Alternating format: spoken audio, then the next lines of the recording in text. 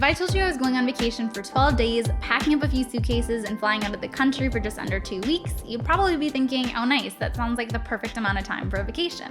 And it is, even kind of a long-ish one, especially if you live in the world of only having 3 weeks off for the entire year. Now, what if I told you I was going on vacation for 30 years? That obviously sounds outrageous, and 30 years is clearly a lot more extreme than 12 days. If you think back to what you were doing 12 days ago, you can probably remember roughly what it was, but if you think back to 30 years ago, can you remember what you were doing then? I know I can't because I wasn't even alive then. This is the difference between $1 million and $1 billion. It is that extreme of a difference. When we picture someone being really rich, we probably picture multimillionaires and billionaires as being kind of the same. So when someone brings up the topic of taxing the rich or potentially getting rid of billionaires, a lot of people are thinking to themselves, but I kind of want to be a multimillionaire one day. So why would I want the rich to be unfairly taxed when that's what I'm striving for? Doesn't really make any sense. Here's the thing, you might be rich someday, but the likelihood of you being that rich, billionaire status, it's not the same thing as reaching $1 million. Now there's 7.9 billion people on the globe. Of that population, 51 million people have $1 million USD or more, and then only 2,775 people are billionaires. That means it's such a small group of people that all of the billionaires could fit into your high school. And we know that's pretty small considering high school is something that you can leave behind.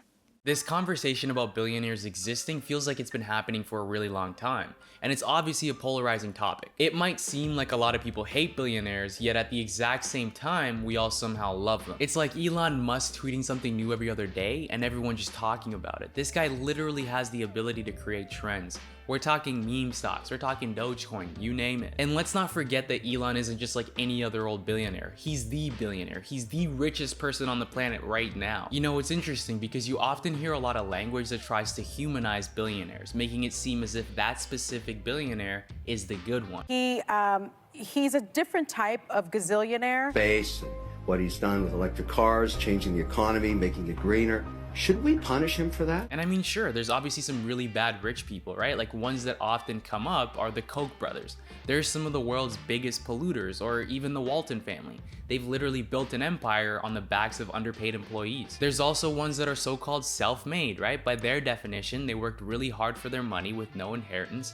There's also ones that give away a lot of money to charity, and there's even ones that say they're for higher taxes, but only in a certain way. What's interesting is that the language surrounding the self-made billionaire doesn't really need to exist, in the sense that it's not received by the masses in the right way. The term self-made has been used by Forbes in recent years to show that some billionaires, 28% of them, inherited their wealth from older family members, while the other 72% didn't. Self-made in this case doesn't necessarily mean that they did it by themselves, they just didn't do it with the help of their parents. Now we receive self-made to mean that they just simply worked really hard for those billions and billions of dollars, forgetting the fact that working hard is just one piece of the puzzle. Listen, there's a lot of people who work hard, are smart, and they end up being rich, but not billionaire rich. The Forbes website itself even says that self-made doesn't equal creating that billionaire status on your own, but it's kind of what the meaning's taken on at this point. Maybe you got some money from your family to help friends and family to start a company, but that's what we mean by self-made.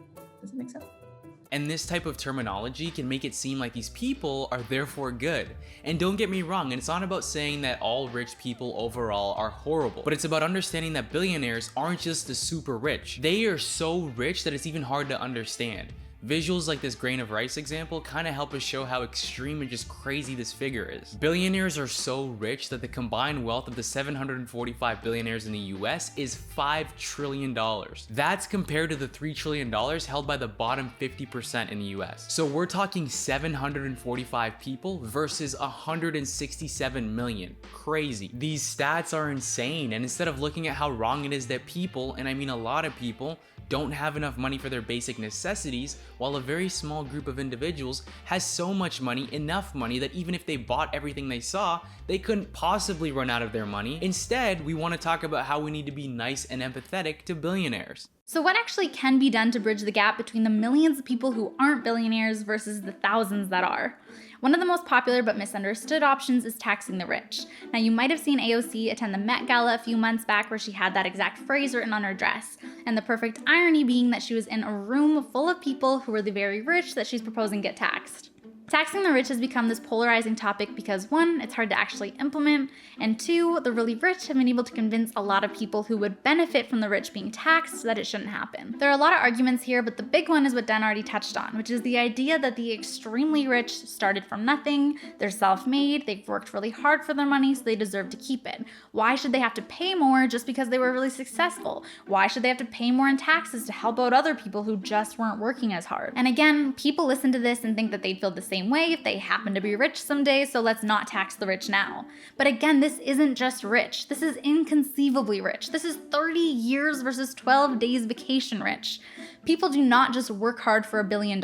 It's beyond that. Another tactic we see sometimes is people mentioning how the proposed taxation of the rich is for people making anywhere from $400,000 all the way up to $1 billion. And we obviously agree that there's a huge difference between having $400,000 and having $1 billion. But why should that mean that it shouldn't happen at all? Shouldn't that basically just shift the conversation to talking about only taxing the billionaires, at least for now, and then staying away from the people with hundreds of thousands of dollars? It kind of just feels like going down that pathway is aimed to distract and not focus on an actual solution. I'm a firm believer that the best way to address income inequality isn't so much in taxing as many people as possible, but instead through education. In general, how we feel is that there's no problem with people being really rich or wanting to be rich. It makes sense that people want to make millions of dollars, live a good life, set up their family for future generations, and have financial freedom.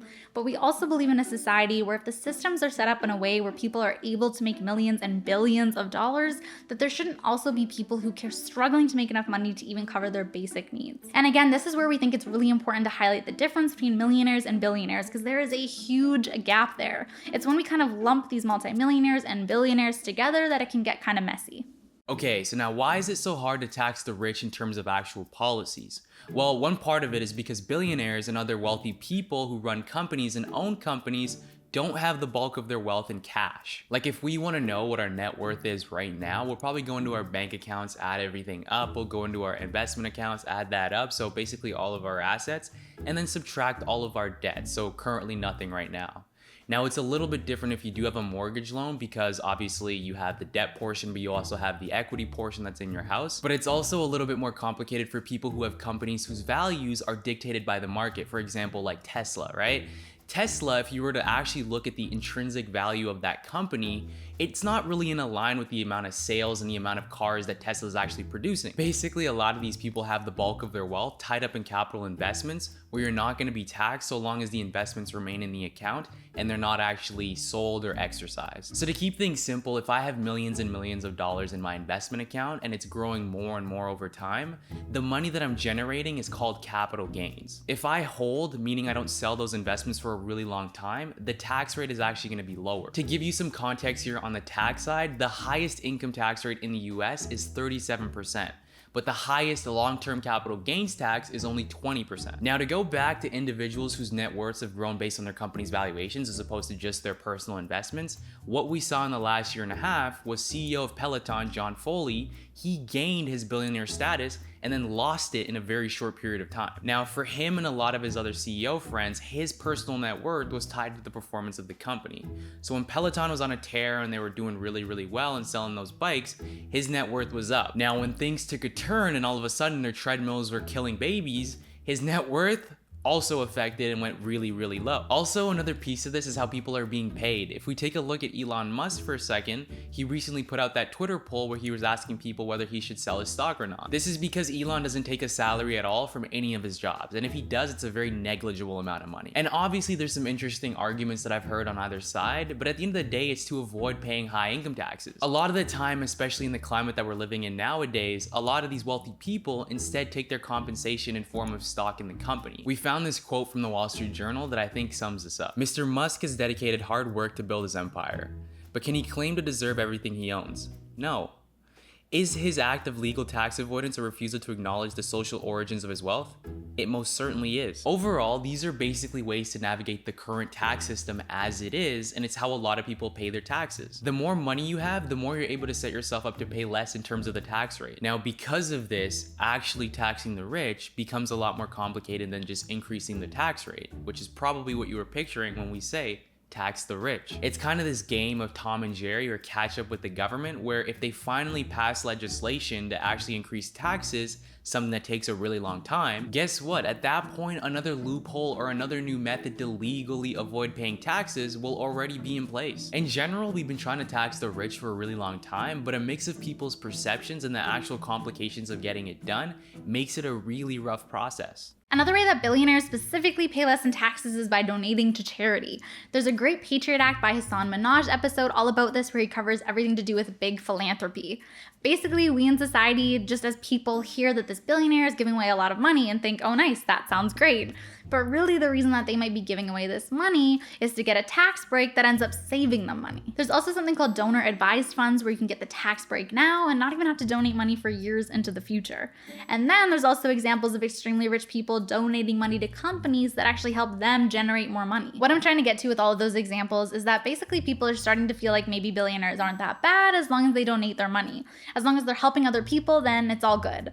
But what if while they're helping other people, and yes, some people will be helped, which is great, they're also hurting a lot more people by solidifying this flawed financial system? What we want to highlight here is people always act like there's only a good or a bad, and there really is a big gray area. But then the question becomes, does the good outweigh the bad? At the end of the day, the question that always gets asked is, should billionaires exist? And what each of us says to that question doesn't really matter, because they're gonna keep existing. The numbers are going up every single year. There are 2,755 billionaires this year, which is 660 more than last year. And their collective net worth is up from 8 trillion to 13 trillion in just 1 year.